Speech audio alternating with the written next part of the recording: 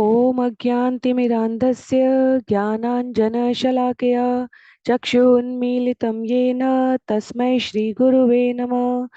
जय श्री कृष्ण चैतन्य प्रभो नित्यानंद, श्री अद्वैत गदाधर श्रीवासादि गौर भक्तवृंद। हरे कृष्णा कृष्ण कृष्णा हरे हरे, हरे हरे राम, राम राम हरे हरे, हरे कृष्णा कृष्ण कृष्णा हरे हरे, हरे राम, राम राम हरे हरे। हरे कृष्णा। सभी भक्तों को सादर प्रणाम। चैतन्य चरितामृत सत्र 28, जहां हम सभी कृष्णदास कविराज गोस्वामी द्वारा लिखित एवं श्रील भक्ति वेदांत स्वामी प्रभुपाद द्वारा तात्पर्य सहित विवेचित चैतन्य चरितामृत आदि लीला अध्याय 7 भाग 4 आज श्रवण करने का प्रयास करेंगे। कृष्णदास कविराज गोस्वामी पंच तत्वों की महिमा बतलाते हुए कि क्यों भगवान पंचतत्व स्वरूप में उपस्थित हुए हैं, बतलाते हैं कि जब मायावादी जीवों को भी सदाशयता करुणा से मुक्त कराने के लिए चैतन्य महाप्रभु ने संन्यास वेश धारण किया है, संन्यास आश्रम को स्वीकार किया है, तब एक बार की घटना है जहां प्रकाशानंद सरस्वती वाराणसी में एक ब्राह्मण के द्वारा आगंतुक सन्यासियों के समूह में उपस्थित हुए चैतन्य महाप्रभु से कहते हैं कि आप इतने प्रतिष्ठित गुरु ईश्वर भारती के द्वारा दीक्षित होने के उपरांत भी वेदांत दर्शन में अपनी रुचि क्यों नहीं दिखाते, अध्ययन में, अपना पठन में, वाचन में अपना समय क्यों नहीं लगाते, और इन भावुक लोगों के साथ इस प्रकार नृत्य कीर्तन गायन द्वारा भगवान का आवाहन करने का उपक्रम क्यों करते हैं, यह तो अल्प ज्ञानियों के लिए है। और तब चैतन्य महाप्रभु ने कहा, मेरे गुरु जिन्हें आपने इतना उच्च कहा है ना, तो उन्होंने उच्च कहते हुए नहीं कहा, उन्होंने सरलतम शब्दों में कहा मेरे गुरु। उन्होंने मेरी अल्पज्ञता जानकर मुझे कहा कि समस्त वेदों का सार श्री कृष्ण का नाम है और तुम उसे अपने जीवन में धारण करो। आगे कहते हैं चैतन्य महाप्रभु छंद संख्या 85-86 से, जहां हम आज के सत्र में श्रवण करने जा रहे हैं कि वेदों के द्वारा जिन 4 पुरुषार्थों को, धर्म अर्थ काम मोक्ष को बतलाया गया है, उसकी वास्तविक परिणति व्यवहारिक उपयोग तभी है जब पंचम पुरुषार्थ क्या है, भगवत नाम को साधा जा सके। कहा है जिस भक्त में भाव का समुचित विकास हो चुका होता है, उसे धर्म अर्थ काम तथा मोक्ष से प्राप्त होने वाले आनंद समुद्र की तुलना में एक बूंद जैसा लगता है। उसको क्या होता है, कृष्ण नामेर फल प्रेमा सर्व शास्त्र कय, भाग्य से ही प्रेमा तो माय करिल उदय। सभी प्रामाणिक शास्त्रों का यह निर्णय है कि मनुष्य को अपना सुप्त भगवत प्रेम जागृत करना चाहिए। तुमने पहले से ऐसा कर लिया है, इसलिए तुम अतीव भाग्यशाली हो। तो चैतन्य महाप्रभु यहाँ अपने गुरु के वचनों के आश्रय में प्रकाशानंद सरस्वती को बतला रहे हैं कि जिसे आप अल्प ज्ञानियों का आधार स्तंभ कह रहे हैं, जिस नृत्य कीर्तन और गायन को, वह वास्तव में परिपक्व भक्त की अवस्था है, और इस जगत में साधा गया कोई अन्य पुरुषार्थ किसी कार्य का नहीं यदि वो भगवत प्रेम में परिवर्तित ना हो सके। वेदों के सार के रूप में स्वयं वेदों की ऋचाएं स्तुतियां श्रीमद् भागवतम स्कंद 10 अध्याय 87 में भगवान के समक्ष उपस्थित होकर कहती है कि हमारे जीवन की गति आपको प्राप्त करने में, वेदों का सार भगवान को प्राप्त करने के लिए है, और हम यदि अपने जीवन का उपयोग अन्य किसी भी प्रयोजन में कर रहे हैं तो वह वास्तविक सर्वश्रेष्ठता नहीं है। आगे कहते हैं चैतन्य महाप्रभु, प्रेमार स्वभाव करे चित्त तनु क्षोभ, कृष्ण चरण प्राप्ते उपजाय लोभ। भगवत प्रेम की यह विशेषता है कि स्वभाववश यह मनुष्य के शरीर में दिव्य लक्षण उत्पन्न करता है और उसे भगवान के चरण कमलों की शरण प्राप्त करने के लिए अधिकाधिक लोभी बना देता है। तो जितना जीवन में भगवत प्रेम आएगा, जीव उतना अपने समय को और अधिक अधिकाधिक भगवत नाम में, भगवान की लीला में, भगवान की सेवा में लगाने लग जाता है, और ये मनुष्य के शरीर में दिव्य लक्षण उत्पन्न करता है। अधिकाधिक जनसमूह के मध्य बैठा हुआ साधक भी अपने प्रभु को स्मरण कर ले जाता है, और अधिक भगवत कथा, भगवत नाम, भगवान के भक्तों की सेवा करने का लोभ उसके भीतर उत्पन्न हो जाता है। जो कुछ भी इस जगत में विकृत है, वह सब कुछ अपने सात्विक लक्षणों के साथ एक भक्त के जीवन में उदित होने लगता है। कामना, लोभ, ये जितने भी प्रकार के उद्यम बताए गए हैं इस जगत के, इन सब के मूल में भगवत सेवा स्थापित हो जाती है। और अधिक और अधिक और अधिक लोभी होने का यह उपक्रम वास्तव में सर्वश्रेष्ठ है। यदि कामना है तो भगवान की चरण कमलों की कामना होनी चाहिए। यदि लोभ है तो शरणागति प्राप्त करने का अधिकाधिक लोभी होना चाहिए। यदि अहंकार है तो मैं भगवान का हूँ, भगवान मेरे हैं। भगवत प्रेम की विशेषता है कि यह दूषण भी जीव के भूषण बन जाते हैं। कहते हैं आगे, प्रेमार स्वभावे भक्त हासे कांदे गाय उन्मत्त हैया नाचे इति उति धाय। जब मनुष्य में सचमुच भगवत प्रेम उत्पन्न हो जाता है तो वह स्वभावतः कभी रोता है, कभी हंसता है, कभी गाता है, और कभी पागल की तरह इधर उधर दौड़ता फिरता। और वास्तव में भगवान से स्नेह करना, क्योंकि हम सभी भगवत गीता और भागवतम के श्रवण के पश्चात चैतन्य चरितामृत को यहाँ पठन और श्रवण करने का प्रयास कर रहे हैं। हमें स्पष्ट रहना चाहिए कि यहाँ उपस्थित वक्तव्य, यहाँ उपस्थित सिद्धांत, यहाँ उपस्थित अनुभव स्वयं भगवान के भक्त रूप के अनुभव है। एक भौतिक प्रभुता के मद में फूला हुआ व्यक्ति कभी जन समूह के बीच हरिनाम के कीर्तन में खड़ा होकर यूं ही नृत्य नहीं कर सकता। नृत्य तो दूर की बात है, ताली नहीं बजा सकता। और कई बार तो भौतिक दंभ, भौतिक अहंकार इतना प्रबल होता है कि कहीं यदि भगवान की पूजा हो भी रही हो तो जीव को ऐसा लगता है कि ये तो बहुत ही पिछड़ी हुई मानसिकता का कार्य है। वह नजर उठाकर भगवान के विग्रह अर्चन सेवा वाले स्थान पर अपने कदमों को नहीं ले जा पाता है। और इसलिए कहा गया है, प्रेम गली अति साकरी तामे दो न समाये। वहां जीव स्वयं को स्वामी और भगवान को स्वामी, दो स्वामी नहीं हो सकते। भगवान के साथ संबंध स्थापित करने के क्रम में स्वामी तो एक ही है, अन्य सभी दासानुदास हैं। सेवकों के सेवक है, भगवान के सेवकों के सेवक। तो वहां पर कभी अश्रुपात होना, कभी भगवान की लीला सुनकर मुस्कुराना, और जितने भी भक्त रहे हैं, जितने भी बड़े बड़े आचार्य रहे हैं, मनीषी रहे हैं, चाहे स्त्री पुरुष में चाहे पुरुष स्वरूप में, शरीर में, हमने देखा होगा कि उनके जीवन की गतिविधियां कई बार एक स्तर के पश्चात अन्यों को समझ में नहीं आती। सूरदास भगवान के हाथ का आश्रय लेकर गड्ढे में गिरने से बचे हैं। श्री रघुनाथ दास गोस्वामी पीछे शेर खड़ा है और भगवान निशाना साध रहे हैं। धूप में बैठे हैं, श्रीमती राधा रानी छत्र लेकर खड़ी हैं। सूरदास के सामने प्रसंग आता है, राधा रानी पायल छोड़कर गई हैं। तो ऐसी अनेकानेक घटनाएं हैं। इन दिव्य अनुभवों में जीव स्वाभाविक स्तर पर व्यवहार कर भी नहीं पाता। इसलिए लिखा है, जब मनुष्य में सचमुच भगवत प्रेम उत्पन्न होता है, सचमुच, इसका अर्थ ये नहीं है कि वो एक दिन में प्राप्त हो गया। ये अपनी अपनी यात्रा पर, आध्यात्मिक यात्रा पर चल रहे जीवों की क्रमिक गति है। और इसलिए पहले वैदिक वैदिक नियमों का पालन करते करते जो सत्यनिष्ठ प्रयास से लगा, उसके जीवन में कुछ कुछ अवसरों पर अनुभव तो भगवान वैसे भी देने लग जाते हैं। पर जब पूर्णतया जीव भगवत प्रेम में उन्मत्त हो चुका है, वहां का लक्षण उल्लेख करते हुए कहते हैं, जो हम सभी अंत्य लीला में चैतन्य महाप्रभु के कई बार अत्यधिक भावावेश के अवसरों पर उनके अत्यंत निकटस्थ रामानंद राय स्वरूप दामोदर भक्तों द्वारा जो उल्लिखित लक्षण है, वह सामान्य जीव पढ़कर विश्वास भी नहीं कर सकता। इसलिए यहाँ पर चैतन्य चरितामृत के श्रवण में हम सभी विश्वास के आश्रय में रहकर इन घटनाओं को श्रवण करेंगे। तो ये पागल की तरह इधर उधर दौड़ना फिरना, भक्ति सिद्धांत सरस्वती सतर्क करते हैं। वो कहते हैं कि कलयुग में वास्तव में कुछ लोग पुस्तकों से पढ़कर इस प्रकार के शारीरिक लक्षण प्रदर्शित करने लग जाते हैं, पर इससे कृष्ण भावनामृत में उन्नति करने में सहायता नहीं मिलेगी। स्वाभाविक रूप से जो जिस अवस्था में हम सभी हैं, वह हमें उस ओर ले जाएगी या नहीं ले जाएगी, इस स्वार्थ के बिना अपने आप को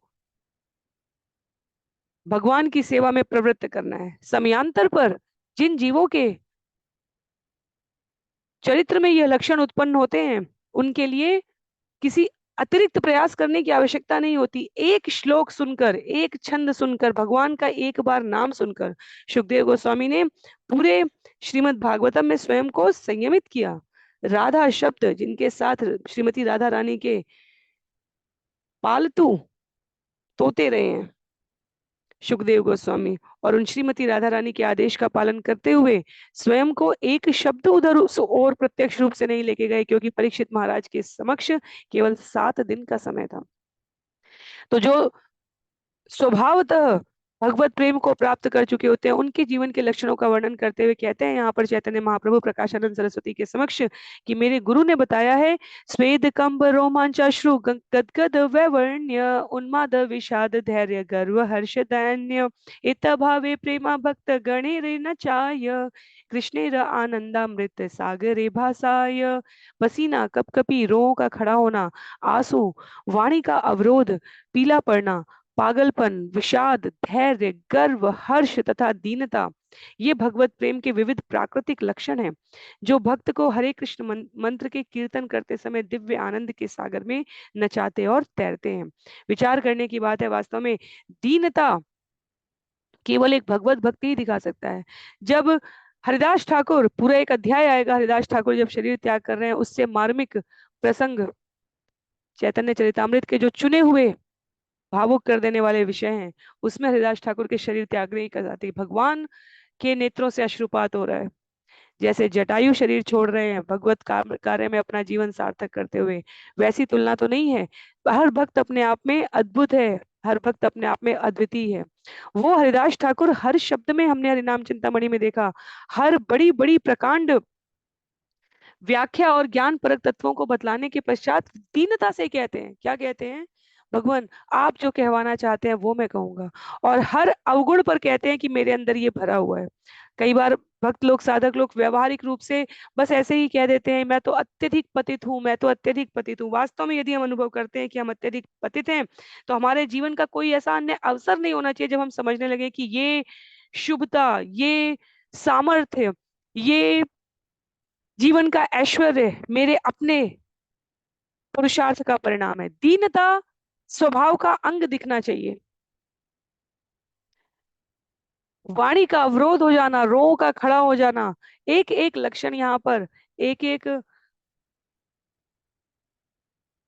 मानक को, एक एक माइलस्टोन को, एक एक मानक को स्थापित करता है कि भगवत प्रेम में जब जीव आगे बढ़ने लग जाता है तो उसके जीवन में किस प्रकार की दिव्य अनुभूतियां उपस्थित होने लग जाती हैं।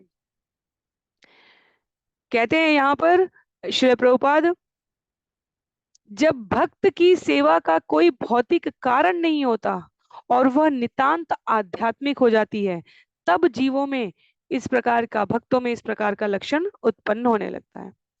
उसके पश्चात आगे कहते हैं, भाल है पाइला तुम्ही परम पुरुषार्थ तुम्हारा प्रमेते आमी हैला कृतार्थ। अब पुनः विनम्रता दीनता से चैतन्य महाप्रभु कहते हैं कि गुरु ने कहा, हे पुत्र, यह तो अच्छा हुआ कि तुमने भगवत प्रेम विकसित करके जीवन के परम लक्ष्य को प्राप्त कर लिया है। इस तरह तुमने मुझे अत्यधिक प्रसन्न कर लिया है और मैं तुम्हारा अत्यंत कृतज्ञ हूँ। तो यहाँ पर चैतन्य महाप्रभु केशव भारती के शब्दों को उद्धृत कर रहे हैं प्रकाशानंद सरस्वती के समक्ष। गुरु का लक्ष्य पूरा हो जाता है यदि वो शुद्ध भक्त बना दे, उद्देश्य पूरा हो जाता है। तो कहते हैं यहाँ पर श्रील प्रभुपाद की भक्ति सिद्धांत सरस्वती ठाकुर, उनके गुरु कहा करते थे, मेरे पास जितनी संपत्ति, मंदिर तथा मठ है, यदि उन्हें देकर मैं एक भी व्यक्ति को शुद्ध भक्त बना सकूं तो मेरा उद्देश्य पूरा हो जाएगा। तो इतना प्रयासरत रहने की आवश्यकता होती है। यह कोई सस्ता मनोरंजन नहीं है, यह कोई धन से या किसी अन्य द्रव्य से प्राप्त की गई सामाजिक प्रतिष्ठा, स्टेटस नहीं है। ये एक गुरु और शिष्य के संबंध में, एक भगवान और उनके सेवक के मध्य के संबंध की पारदर्शिता होनी चाहिए। और चैतन्य महाप्रभु प्रकाशानंद सरस्वती की ओर इंगित कर रहे हैं कि मेरे गुरु को, जिन्हें आप इतना मान दे रहे हैं, मैं उनके शब्दों को उद्धृत करके बता रहा हूं कि वो मेरे बारे में और मेरे इस मार्ग का अनुगामी बनने में, जिसमें मैं हरिनाम कीर्तन गायन नर्तन सामान्य जन के समक्ष और अपने शिष्यों के संग कर रहा हूं, वह कितना उन्नत है कि मेरे गुरु इतने प्रसन्न हैं। नाच गाओ भक्त संगे कर संकीर्तन कृष्ण नाम उपदेशी तार सर्वजन। कहते हैं, हे पुत्र, भक्तों के साथ तुम नृत्य और कीर्तन करना चालू रखो। बाहर जाकर कृष्ण नाम कीर्तन के महत्व का प्रचार करो, क्योंकि इस विधि से तुम सारे पतितात्माओं का उद्धार कर सकोगे। श्रील प्रभुपाद अपने संपूर्ण जीवन को अपने गुरु की इस आज्ञा को पूरा करने के लिए संलग्न रहते हैं। और इसलिए यहाँ तात्पर्य में कहते हैं कि ये गुरु की दूसरी अभिलाषा है कि उसके शिष्य न केवल कीर्तन नृत्य तथा नियमों का पालन करें, अपितु दूसरों का उद्धार करने के लिए संकीर्तन आंदोलन का प्रचार भी करें। क्योंकि कृष्ण भावनामृत आंदोलन इस सिद्धांत पर आधारित है कि शिष्य न केवल भक्ति में स्वयं परिपक्व बने, अपितु दूसरों के लाभ हेतु उसका प्रचार भी करें। तो ये हमें समझने की बात है। अपने जीवन का आचरण इतना शुद्ध, इतना पवित्र, इतना निश्चल और इतना समर्पित होना चाहिए कि उस आचार से हम अन्यों को प्रचार करने के लिए हमारी कथनी और करनी की समानता, कहने और करने की समानता का स्तर ऐसा होना चाहिए कि यदि हम अन्यों को इंद्रिय तृप्ति में संलग्न न होने की बात कहें तो वो हमारे जीवन में भी लक्षित हो। हम अन्यों को भगवत नाम के लिए प्रेरित करें तो हम प्रतिदिन स्वयं हरि नाम को साध रहे हों। हम अन्यों को भगवत लीला में निमग्न होने की, प्रत्येक कार्य को भगवान की प्रसन्नता के लिए करने के लिए कहें तो हमारे जीवन का प्रत्येक कार्य भी, हमारे जीवन की संपूर्ण घटनाएं भी उसी प्रकार से व्यवस्थित होनी चाहिए। एतबली एक श्लोक शिखाइल मोरे, भागवते रसार ए भले वारे वारे। यह कहकर मेरे गुरु ने मुझे श्रीमद् भागवत का एक श्लोक सिखलाया। यह संपूर्ण भागवत की शिक्षाओं का सार है, अतएव उन्होंने मुझे इस श्लोक को बार बार सुनाया। स्कंद 11 अध्याय 2 श्लोक संख्या 40, जहाँ वसुदेव और नारद मुनि का संवाद है, वहां पर ये श्लोक उल्लिखित है। कहते हैं, एवं व्रतस्व प्रिय नाम कीर्त्या जातानुरागो द्रुत चेत उच्चै, हसत्यथोरोदितिरोति गाय उन्मादवन्रेत्यतिलोक बाह्य। कह रहे हैं यहाँ पर, जब कोई व्यक्ति वास्तव में उन्नत होता है और अपने प्रिय भगवान के नाम का कीर्तन करने में रुचि लेता है तो वह विक्षुब्ध हो उठता है और ऊंचे स्वर से पवित्र नाम का कीर्तन करने लगता है। वह हंसता भी है और रोता भी है और पागलों की तरह दूसरों की परवाह न करते हुए कीर्तन भी करता है। यही तार वाक्य आमे दृढ़ विश्वास धरी, निरंतर कृष्ण नाम संकीर्तन करी। सही कृष्ण नाम कभु गाओ याय नाचाय, गाही नाची नाही आमी आपन इच्छाय। मुझे अपने गुरु के इन वचनों पर दृढ़ विश्वास है, अतएव मैं एकांत में तथा भक्तों के संग में सदैव भगवान नाम का कीर्तन करता हूँ। भगवान कृष्ण का वही पवित्र नाम कभी कभी मुझे नचाता है और गायन कराता है, इसलिए मैं नाचता हूँ और गाता हूँ। कृपया ऐसे ना सोचें कि मैं जानबूझकर ऐसा करता हूँ, यह अपने आप होता है, अपनी विनम्रता के साथ, पर दृढ़ता के साथ। भक्त विनम्र होता है और दृढ़ होता है। उस उपस्थित जन समुदाय के समक्ष चैतन्य महाप्रभु ने कहा प्रकाशानंद सरस्वती को कि मैं ऐसा दिखावे के लिए नहीं करता, यह तो स्वतः होने लग जाता है। और इसको श्रील प्रभुपाद कहते हैं कि आध्यात्मिक अर्थ में श्वेतश्वतर उपनिषद में व्यक्त किया गया, कहा गया है, यस्य देवे परा भक्ति यथा देवे तथा गुरो, तस्य ते कथिता ह्यार्था प्रकाशन्ते महात्मना। जिन महात्माओं ने भगवान तथा गुरु दोनों के प्रति निर्विवाद श्रद्धा विद्यमान रहती है, उन्हें वैदिक ज्ञान का भावार्थ स्वतः प्रकट हो जाता है। हमारे आचार्यों ने जितना समय व्यतीत करके अपने जीवन के इस अमूल्य निधि को हमारे समक्ष प्रस्तुत किया है, हम अपने जीवन में केवल उसको पठन कर लें तो कितने महत्व की बात है। श्रील प्रभुपाद के अत्यंत निकटस्थ उनके सेवक अभी निकट भूतकाल में एक सत्र में कह रहे थे कि श्रील प्रभुपाद रात्रि काल में 1-2 घंटे सोकर राधा दामोदर मंदिर में जब लेखन आरंभ करते थे और उसके पश्चात जब वो प्रवास की, अपने वर्षों में विभिन्न स्थानों पर जा जाकर मंदिर और सामाजिक उत्थान के, आध्यात्मिक अनुभूति के इस क्रम में यात्राएं कर रहे होते थे, तब वो जिस भी स्थान पर रहे वहां भी प्रतिदिन वह मध्य रात्रि से उठकर सुबह मंगला आरती के समय तक के अपने समय को लेखन में प्रयोग कर रहे होते थे। तो उनके निकटस्थ सेवक ने कहा सत्र में कि जिन श्रील प्रभुपाद ने रात्रि का इतना समय, इतने इतने घंटे अपने दिन का प्रतिदिन और 365 दिन और इस प्रकार से इतने वर्षों तक लेखन किया है, हम क्या दिन के समय में 15-20 मिनट, आधा घंटा, 1 घंटा श्रवण नहीं कर सकते, पढ़ नहीं सकते? तो ये विचार करने की बात है। श्रील प्रभुपाद के द्वारा लिखी गई पुस्तकें, उनके द्वारा स्थापित मंदिर, ये उनका कोई व्यक्तिगत प्रयास स्वयं को इस जगत में सुखी और समृद्ध करने के लिए नहीं है। इस्कॉन के हरे कृष्णा मंदिर के किसी भी स्थान की धनराशि, उपस्थित संसाधन, वहां आसपास के स्थानीय जीवों के लिए, भक्तों के लिए और सामान्य जन के लिए और उन्नत आध्यात्मिक प्रबंध कैसे किया जाए, इस अर्थ में व्यतीत हो रहे हैं। देश से लेकर, पाश्चात्य जगत से लेकर किसी भी अन्य स्थान के मंदिर की कोई भी धनराशि कहीं श्रील प्रभुपाद के व्यक्तिगत किसी भी प्रयोजन में, पारिवारिक आयोजन में नहीं जा रही है। तो विचार करने की बात है। जो पुस्तकें मध्य रात्रि का, जो हमारा विश्राम का पल होता है, उसको नगण्य मानकर श्रील प्रभुपाद द्वारा व्यतीत किया गया पुस्तकों के लेखन में, उसे हम दिन के समय तो वाचन करके, श्रवण करके, पठन करके भक्तों के संग प्राप्त कर सकते हैं उस अनुभव को। इसलिए कहते हैं कि वेदों का गुह्यतम रहस्य उनको प्रकट हो जाता है जो भगवान नाम में श्रद्धा रखते हुए प्रत्येक काम को भगवान की प्रसन्नता के लिए कर रहे होते हैं। तो चैतन्य महाप्रभु मूलतः क्या कह रहे हैं कि मैं नाम का कीर्तन करने से उन्मत्त हूं, ये सत्य है। लिखते हैं श्रील प्रभुपाद यहाँ पर कि कह रहे हैं, पर अपने गुरु से ये पूछने के बाद कि ऐसा क्या उचित है, मेरा निष्कर्ष है कि उनका जो मुझे आदेश है उसके अनुसार धर्म, अर्थ, काम, मोक्ष, इन 4 पुरुषार्थों की प्राप्ति के लिए प्रयास करने की अपेक्षा श्रेयस्कर ये होगा कि किसी न किसी प्रकार से दिव्य भगवत प्रेम विकसित किया जाए। तो स्पष्ट करते हैं कि मैं ये दिखावे के लिए नहीं कर रहा हूँ। विश्वास कीजिए, यह तो स्वतः होने लगता है। वो अवस्था आ चुकी होती है जब जीव अपने बाह्य इंद्रियों के संग को, स्पर्श को विस्मृत कर चुका होता है। कृष्ण नामे ये आनंद सिंधु आस्वादन, ब्रह्मानंद तार आगे खातो दक सम।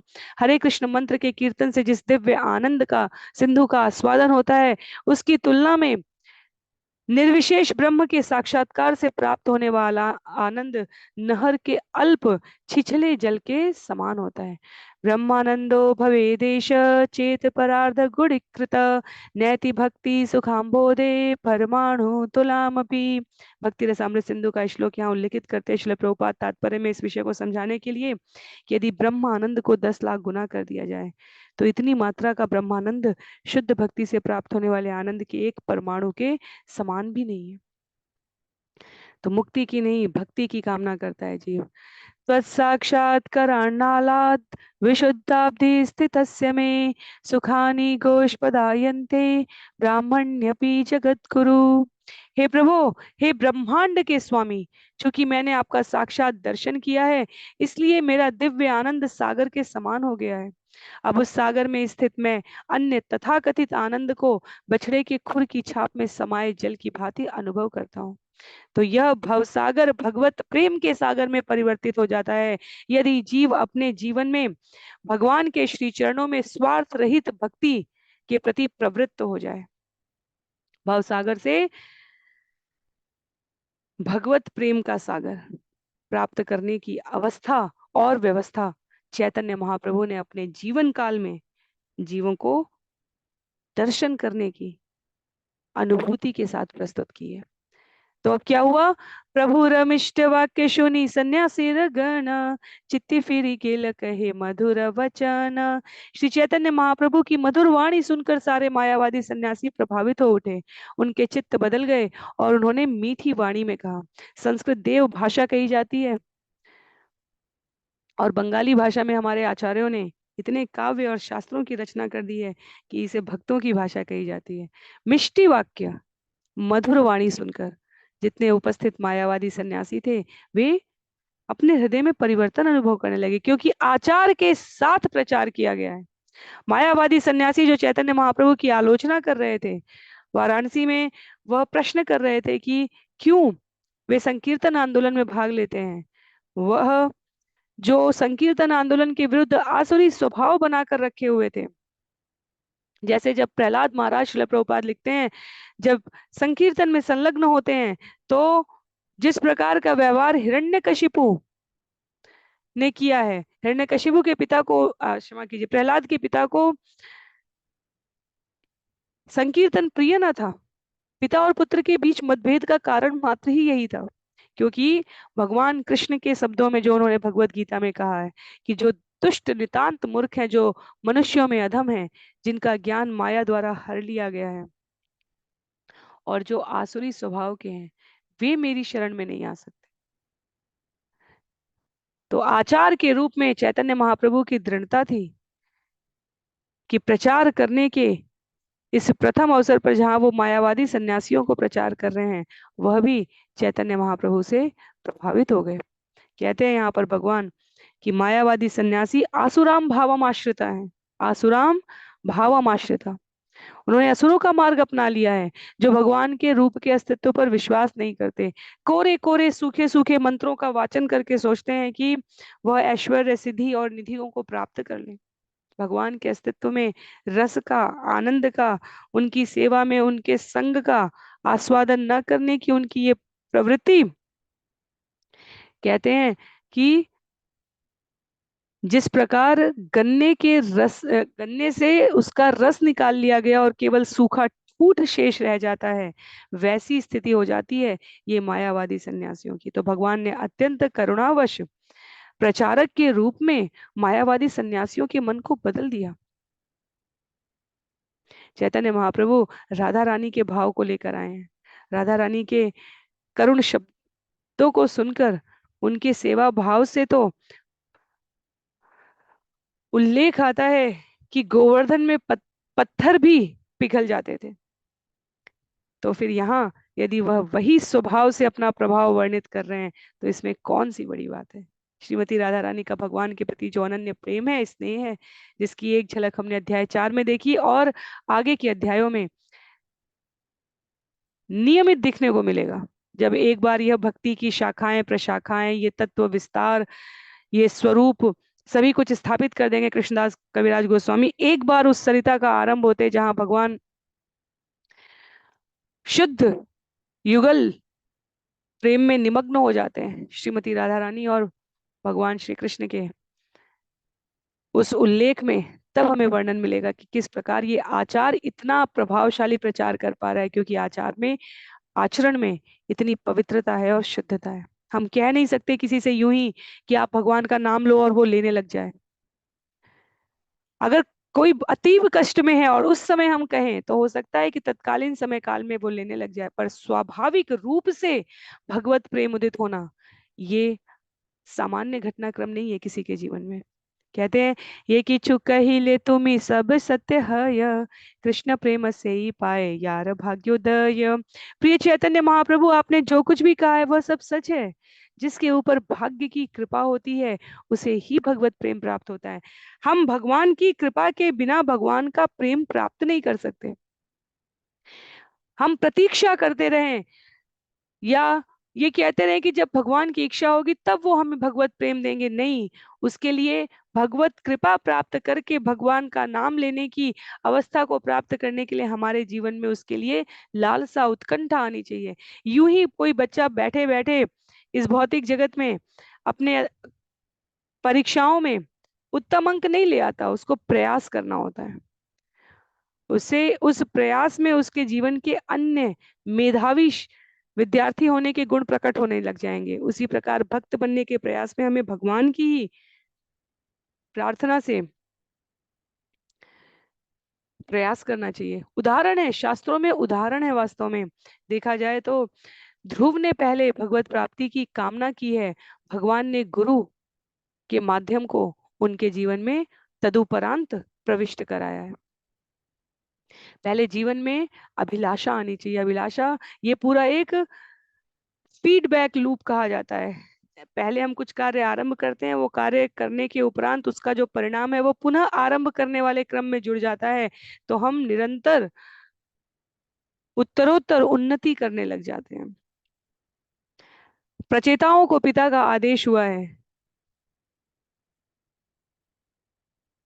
भगवत भक्ति करने के लिए। ब्रह्मा जी की आज्ञा पूरा करने के लिए प्रचेताओं के पिता ने कहा है, और रचयिता उस मार्ग में बढ़ते हैं, उन्हें नारद मुनि मिलते हैं, उन्हें महादेव मिलते हैं। तो भगवान व्यवस्था करते हैं, पर जीव को स्पष्ट होना चाहिए कि वो जीवन की किस अवस्था में रहना चाहता है, क्योंकि जीव के रूप में हम सभी भगवान की शक्ति का विस्तार है, तटस्था शक्ति का। इसलिए भगवान हमें स्वतंत्र इच्छा शक्ति का कुछ अंश देते हैं, और जब हम उस इच्छा शक्ति के अंश से प्रार्थना करते हैं कि हम भगवान के सेवक बने, भगवान की शरणागति में रहें, भगवान के लिए कार्य करें, तब जीवन में भगवान उस अनुकूल परिस्थितियों को उत्पन्न कर देते हैं, जो कई बार बाह्य जगत में देखने में प्रतिकूल लग सकती है, पर वो अनुकूलता का भंडार लिए हुए होती है आध्यात्मिक अर्थ में। तो मायावादी सन्यासी चैतन्य महाप्रभु के द्वारा कहे गए इन तथ्यों को स्वीकार कर रहे हैं, और ये आसान नहीं है, केवल चैतन्य महाप्रभु की कृपा से ही संभव है। आगे कहते हैं, कृष्ण भक्ति कर यहाँ सबर संतोष, वेदांत ना सुन के नेतार की बादोष। हे महोदय, आपके कृष्ण के भक्त होने में हमें कोई आपत्ति नहीं है, हम में से हर कोई इससे संतुष्ट है, किंतु आप वेदांत सूत्र पर विचार विमर्श करने से क्यों कतराते हैं? इसमें क्या दोष है? क्योंकि अभी पहले स्तर की अनुकूलता आई है। आप जो कह रहे हो वो तो सत्य है, पर हम जो कह रहे हैं वो क्यों असत्य है? तो मायावादी सन्यासी इस अर्थ में कह रहे हैं कि ठीक है, आपके गुरु ने कहा कि आप कृष्ण के भक्त बने, हमें कोई आपत्ति नहीं है, इससे तो हर कोई संतुष्ट है, पर वेदांत सूत्र पर विचार विमर्श करने से क्यों कतरा रहे हैं? क्यों? क्योंकि वेदों में तो भगवान का ही वचन उद्धृत किया गया है, वेदों का सार तो भगवान को ही प्राप्त करना है। तो आप वेदांत सूत्र के दर्शनों पर अपना समय क्यों नहीं व्यतीत करते हैं? आप कृष्ण प्रेम करते हैं, अच्छी बात है, तो अभी पूर्णता स्पष्टता नहीं आई, अभी थोड़ा सा अहम, थोड़ा सा दम ये है कि आपकी बात सही है, ठीक है, मेरी बात गलत क्यों है? तो कहते हैं, एत शुनि हासी प्रभु बलिला वचन, दुख न मान यदि करी निवेदन। मायावादी सन्यासियों को इस प्रकार बोलते हुए सुनकर श्री चैतन्य महाप्रभु थोड़ा मुस्कुराए और बोले, हे महाशयो, यदि आप बुरा ना माने तो मैं वेदांत दर्शन के संबंध में कुछ कहूं? तो अब क्योंकि वह उर्वरा भूमि स्थापित कर दी है चैतन्य महाप्रभु ने, जहां उनकी कही गई बातों को, उनके मुख से निश्चित वाक्यों को किंचित तो अनुकूलता से स्वीकार करेंगे मायावादी सन्यासी, तो वह अब धीरे धीरे, जैसे भक्त को परिपक्व बनाने की अवस्था में गुरु सिखाता है, तो पहले मूलभूत लिपि के शब्दों से, चाहे वो कोई भी भाषा हो, वहां से आरंभ करता है, और उसके पश्चात शब्द, वाक्य, पद्य, गद्य, यह सब स्थापित किए जाते हैं। तो अब वो कहते हैं, यदि आप बुरा ना माने तो मैं कुछ कहना चाहता हूँ।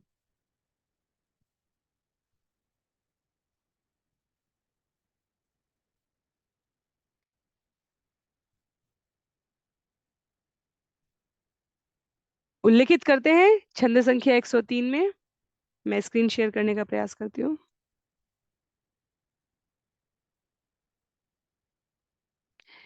इहा शुनि बले सर्व सन्यासीर गण, तोमा के देखी है यशे साक्षात नारायण। कहते हैं, यह सुनकर मायावादी सन्यासी कुछ नम्र हुए, और उन्होंने श्री चैतन्य महाप्रभु को साक्षात नारायण के रूप में संबोधित किया और स्वीकार किया कि वे सचमुच के नारायण हैं। तो उल्लेख इस अर्थ में महत्व का है कि अभी तक वह भगवान की सूक्ष्म अनुभूति से स्वयं को सिद्ध करने का प्रयास कर रहे थे। सूक्ष्म अनुभूति का अर्थ कि हाँ, शब्दों में भगवान है, हाँ, इस प्रकार कर्मकांड से, यज्ञ करने से वह अपने आप को भगवान के साथ एकाकार कर सकते हैं,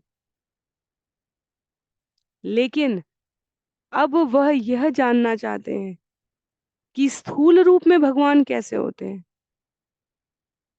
हम भक्त के रूप में क्या कहते हैं? भगवान मनुष्य रूप में है।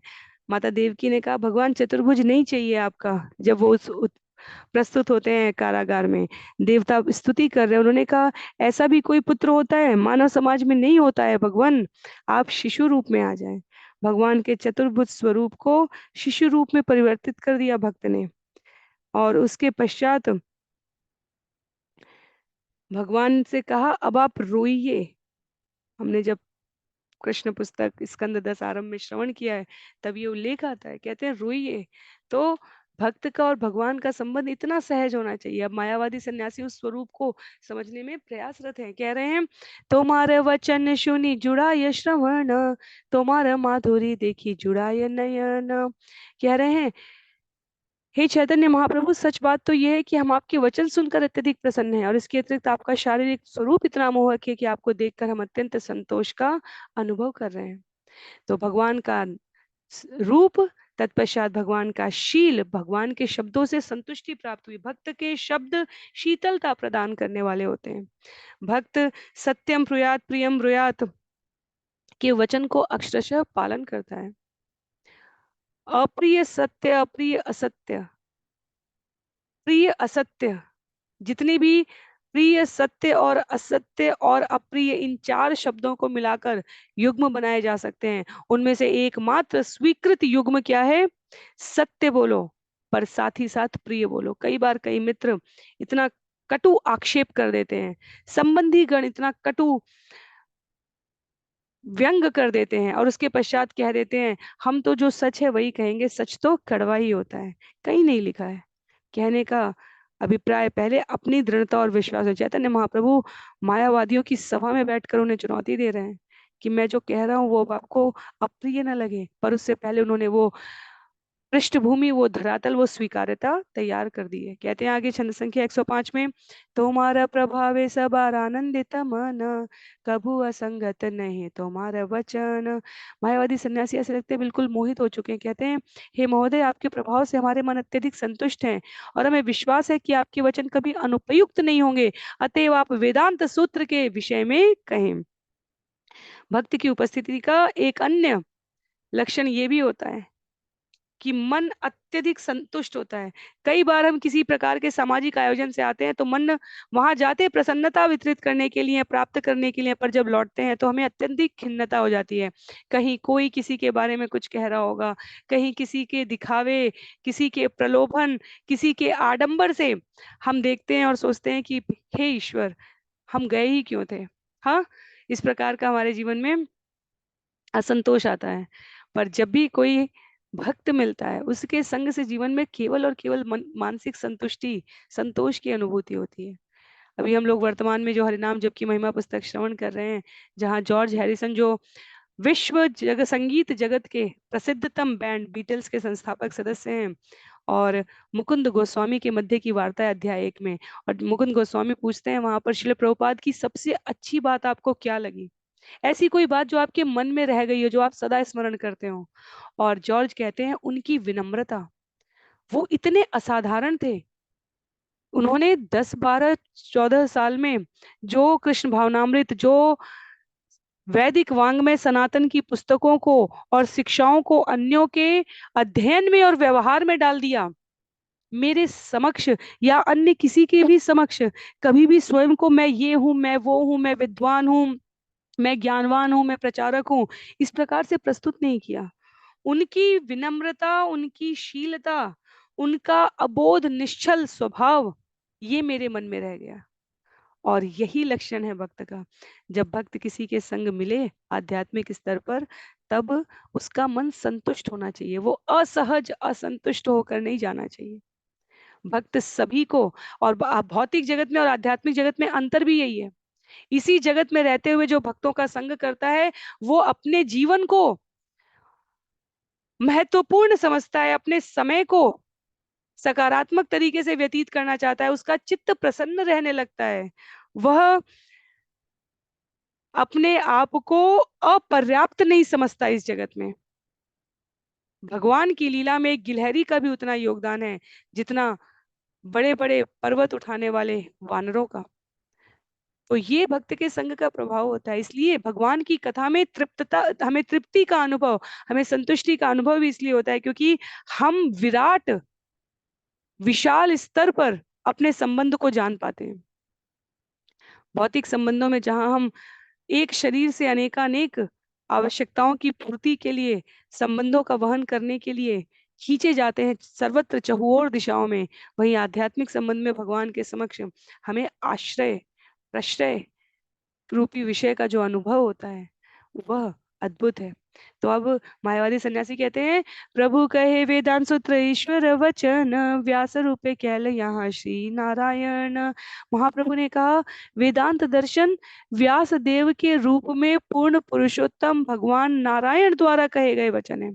तो वो स्मरण करा रहे हैं कि उत्पत्ति कहाँ से हुई है वेदों की। कृष्ण द्वैपायन व्यास जो भगवान के शक्त्यावेश अवतार में आते हैं, वास्तव में वेदांत के सूत्रों का सार व्यास देव के रूप में पूर्ण पुरुषोत्तम भगवान नारायण द्वारा कहे गए वचन है। वेदांत सूत्र संक्षेप में यहाँ लिखते हैं श्रील प्रभुपाद, इतनी स्पष्ट व्याख्याएं, वास्तव में यहाँ बहुत बड़े बड़े तात्पर्य हैं और हम लोग एक एक पंक्ति नहीं श्रवण कर सकते, फिर भी सार रूप में जो हम श्रवण कर रहे हैं, यहाँ चैतन्य चरितामृत में श्रील प्रभुपाद ने बहुत ही बृहद स्तर पर इन व्यवहारिक बिंदुओं को बताया है। तो अपनी सुविधा के अनुसार जब पुस्तक लेकर आप सभी पठन भी कर सकते हैं, पर वेदांत सूत्र का संक्षेप में सार क्या है, वेदांत सूत्र, वेद का अध्ययन, ये सब हम इतनी बार कहते हैं, यहाँ उल्लेख करते हैं वेदांत सूत्र संक्षेप में मानव उद्देश्य को बताता है।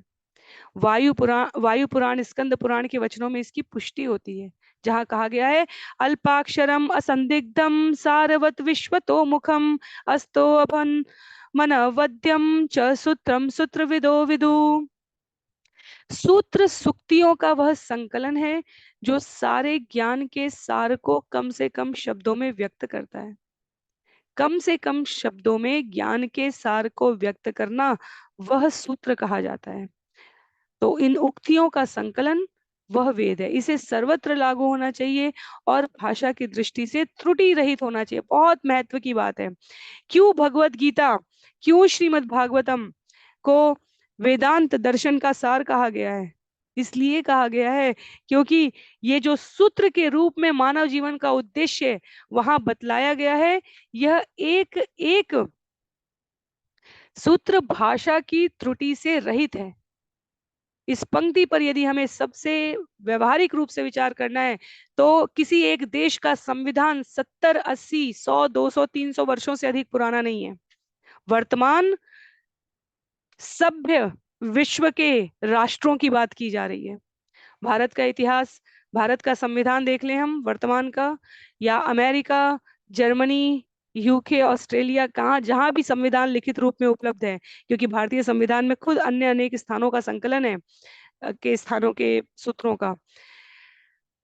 तथापि देश काल परिस्थिति समय की उपयोगिता के अनुसार उसमें परिवर्तन किया जाता रहा है। 100 से अधिक अमेंडमेंट्स हो चुके हैं इंडियन कॉन्स्टिट्यूशन में, क्योंकि सामाजिक आवश्यकता है।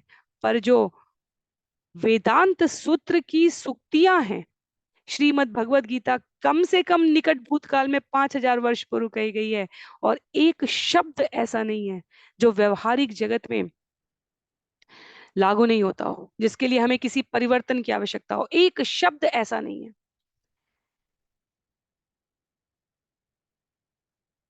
तो श्रील प्रभुपाद जो यहाँ मुखर स्वर में कहते हैं वेदांत सूत्र क्या है, इन सूत्रों से परिचित किसी भी व्यक्ति को वेदांत सूत्र की जानकारी के लिए जो विद्वानों द्वारा निम्नलिखित अतिरिक्त नाम प्रस्तुत किए गए इन वेदांत सूत्रों के लिए क्या कहा गया? ब्रह्म सूत्र, शारीरिक, व्यास सूत्र, बादरायण सूत्र, उत्तर मीमांसा तथा वेदांत दर्शन। तो श्रील प्रभुपाद यहाँ पूरा उल्लेख कर रहे हैं कि वेदांत सूत्र में 4 अध्याय हैं, हर अध्याय में 4 विभाग हैं, और इसलिए वेदांत सूत्र को षोडश पाद अर्थात 16 विभागों वाला कहा जाता है। तो पूरी यहाँ पर तत्वपरक व्याख्या करते हैं और बतला रहे हैं उसके पश्चात कि इस हेतु को तथ्य पर उदाहरण सहित उपनय अर्थात समझने योग्य बनाते हुए अंत में शास्त्र से प्रमाण देकर इसका समर्थन किया जाना चाहिए। तो निगमन, उपनय, हेतु और उदाहरण, ये 4 यहाँ पर उसके विभाग कहे गए। यहाँ पर उल्लेख करते हैं, माता जी ने एक दिन पूछा था जाप के समय, अथा तो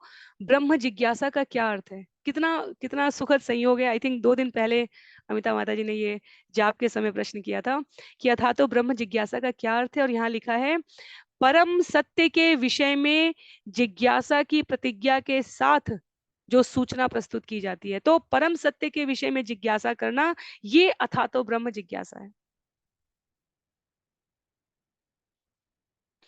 उसके उपरांत तो वेदों की इस वेदांत, क्योंकि वेदांत सूत्र की बात कर रहे हैं यहाँ पर सन्यासी, तो इसलिए ये जानना आवश्यक है कि वेदांत सूत्र वास्तव में किस व्यवस्था पर आधारित है।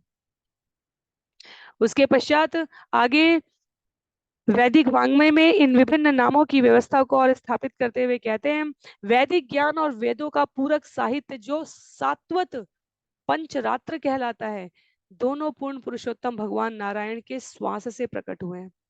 तो इस प्रकार से वेदांत सूत्र का संकलन श्री नारायण के शक्त्यावेश अवतार श्रील व्यासदेव द्वारा किया गया। और क्योंकि इतिहास सदैव अक्षरों में संबद्ध करके लिखने में भी कहीं ना कहीं समय काल देश परिस्थिति का कोई परिवर्तन इन सूचनाओं का संग्रह करने में आ जाएगा। यदि हम देखें हमारे ज्ञान को, वैदिक वाङ्मय के ज्ञान को आचार्यों ने कैसे प्रस्तुत किया होगा कि एक नालंदा विश्वविद्यालय जब आक्रांताओं द्वारा जलाया गया तो 3 महीने तक वहां 24 घंटे पुस्तकें जल रही थी।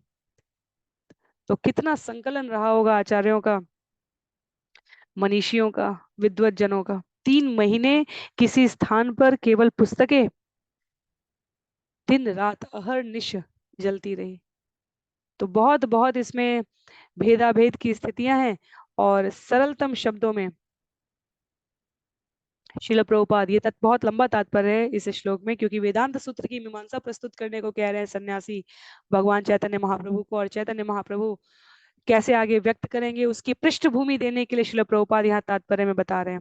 वेदांत सूत्र के 4 अध्याय, प्रथम 2 अध्याय में पूर्ण पुरुषोत्तम परमेश्वर के साथ जीव के संबंध की व्याख्या, जिसे संबंध ज्ञान कहा गया।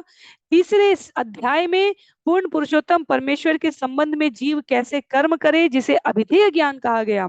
और उसके पश्चात जीव यह भान कर सके जीवेर स्वरूप है कृष्णेर नित्य दास, जीव परमेश्वर का नित्य दास है। आगे मध्य लीला में इसी चैतन्य चरितामृत में हमें श्रवण करने को मिलेगा। और चौथे अध्याय में इस प्रकार की भक्ति के परिणाम प्रयोजन का ज्ञान का वर्णन हुआ है। और हम हरिनाम चिंतामणि में या अन्य स्थानों पर सब सरल में पढ़ लेते हैं, संबंध ज्ञान, अभिधेय ज्ञान और प्रयोजन ज्ञान। इस आदि लीला में भी आरंभ में हमने श्रवण किया था कि भगवान के संबंध में वृंदावन के 3 विग्रह मदन मोहन, राधा गोपीनाथ, गोविंद देव इस संबंध, अभिधेय और ज्ञान को व्यक्त करते हैं। तो ये सामान्य ज्ञान नहीं है, ये शाश्वत ज्ञान है। और भगवान के अतिरिक्त इसका वाचन और विश्लेषण कोई भी नहीं कर सकता। तो इसलिए शक्त्यावेश अवतार में लिखने वाले भी भगवान है, अपने मुंह से निश्चित करके वक्तव्य देने में भी पूर्ण पुरुषोत्तम भगवान है, और समय समय पर इसको प्रस्तुत करने में भी स्वयं भगवान ही है। छंद संख्या 107 में कहते हैं, भ्रम प्रमाद विप्रलिप्सा करना पाटव, ईश्वरेर वाक्य नाही दोष एई सब। भगवान के शब्दों में त्रुटि, मोह, प्रवंचना तथा इंद्रिय अपूर्णता जैसे भौतिक दोष नहीं पाए जाते।